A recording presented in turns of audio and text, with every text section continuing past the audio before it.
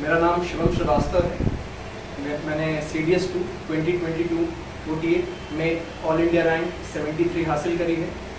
सर्वप्रथम मैं पंकज सर को शुक्रिया अदा करूँगा कि सर ने मेरे को ये चांस दिया कि मेरे को इस पोडियम पे आने के काबिल समझा और अपने बड़े भाइयों का नमस्कार और अपने छोटे भाइयों को सादर प्यार। ये जो जर्नी थी, जैसे हम लोग अपने में बोलते थे कि पंकज सर का जो ये कोचिंग है ये क्लासरूम से ज़्यादा एक मठ की तरह है, जहाँ पे अगर आपको एक जर्नी से होकर गुजरना है तो यहाँ पे आपको मत्था टेकना ही पड़ता है।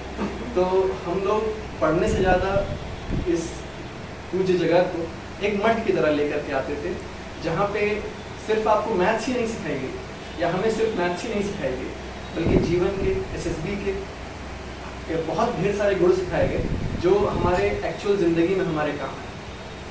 दूसरी बात, पंकज सर से बहुत कुछ सीखने को मिला। सबसे बड़ी चीज़ मैं समझूंगा जो सर में एक कंसिस्टेंसी से को अगर एक अलग लेवल पे ले जाएं तो वो जिद हो जाती है, और उसको भी एक अलग लेवल पे ले जाएं तो वो थोड़ा सा मतलब उसमें पागलपन हो जाता है। तो वो सर से कहीं ना कहीं सीखने को मिला कि 10 बार एग्ज़ाम्स में हम बैठे, लेकिन 11वीं बार भी ये सोचना कि हम सफल होंगे, इसका जज्बा पंकज सर से मिला, उस पागलपन से मिला, उस हट से मिला जो पंकज सर ने।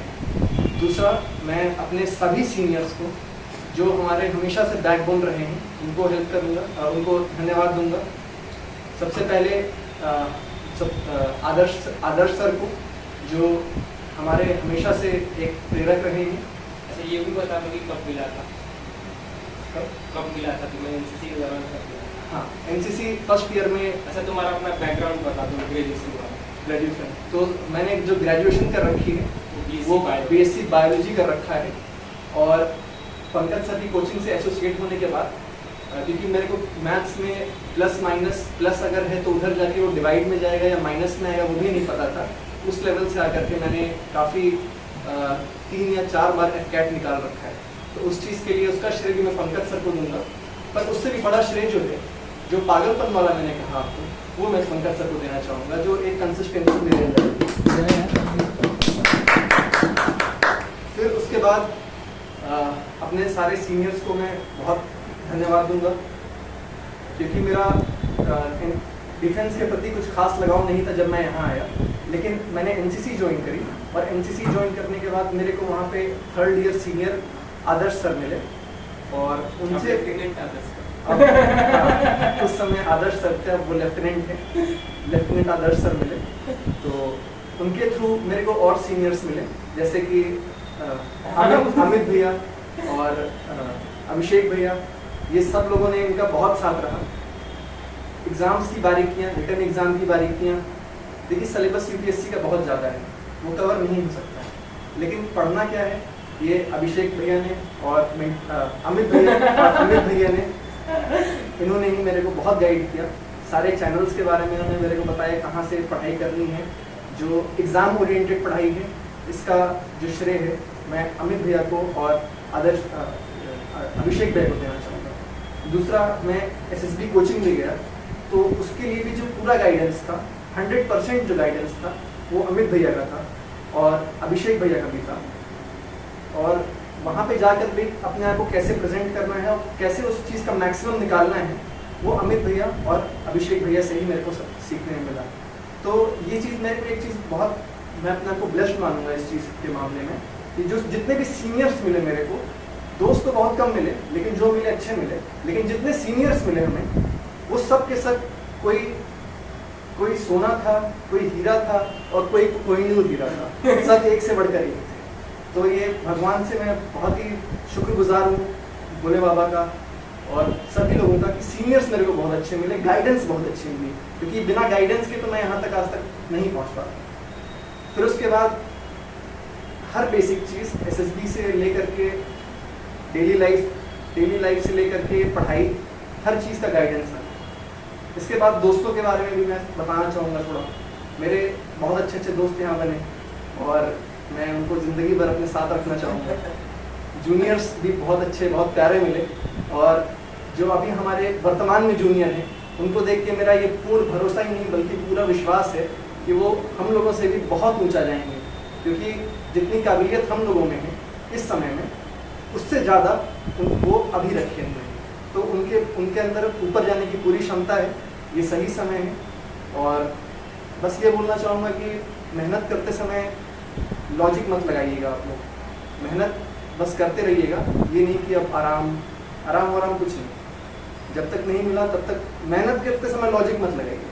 जब सफल हो जाएं तो आप लॉजिक लगाइए, आप विजडम आपके वर्ड्स बन जाएंगे, लेकिन जब आप मेहनत कर रहे हैं तब उस समय लॉजिक मत लगाइए। ये मेरा एक थोड़ा सा छोटा सा बस एक सजेशन रहेगा अपने जूनियर्स को, और सीनियर्स को तो मैं मतलब ये बात रहेगी।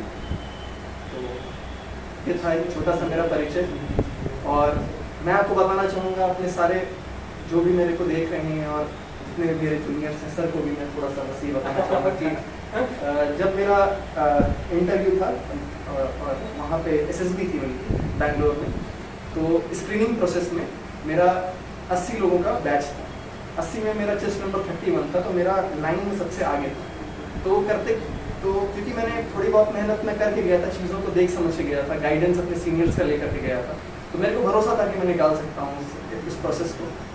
तो जो मेरा चेस्ट नंबर 31 था उससे रैंक बहुत पीछे चली गई, 60-70 यहाँ तक बुलाने लगे, लेकिन तब मैं हिम्मत हार गया। उनको लगा कि यार अब तो नहीं होगा ऐसे, लेकिन अचानक से उन्होंने 30 बोला और उसके बाद 31 बोला। तो उसी दिन से मेरे को लगने लगा था कि आज ये कमाल हुआ है तो आगे भी चल के यहाँ पे कुछ मैच कर लेंगे। तो वैसा ही हुआ, जब कॉन्फ्रेंस का दिन आया तो भी वही हुआ ये कि हुआ कुछ यूँ कि क्योंकि मैं सबसे लाइन में आगे था, तो मेरा चेस्ट नंबर 31 था, और मेरे जस्ट सामने जो फाइल लेकर के सर आते हैं ऑफिसर, वो आ गए। उसमें मैं देखा कि जब स्क्रीनिंग के समय 30 लोगों की फाइल थी तो वो इतनी मोटी थी, और इस समय फाइल में लग रहा था कि एक लोग भी है या नहीं है, तो एक या 2 लोग मुश्किल से थे। मेरे लगा हो रहा है नहीं होगा, तो थे बशर्ते उसमें 2 ही लोग।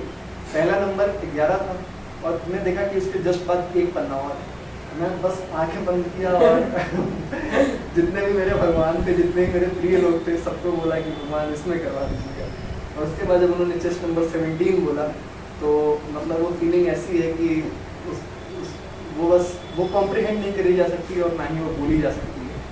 तो वो एक मैजिकल टाइम था, जितना भी अपना स्ट्रगल रहा, जितना भी बिना लॉजिक का मेहनत रही, वो उस दिन कहीं ना कहीं कामयाब हुई।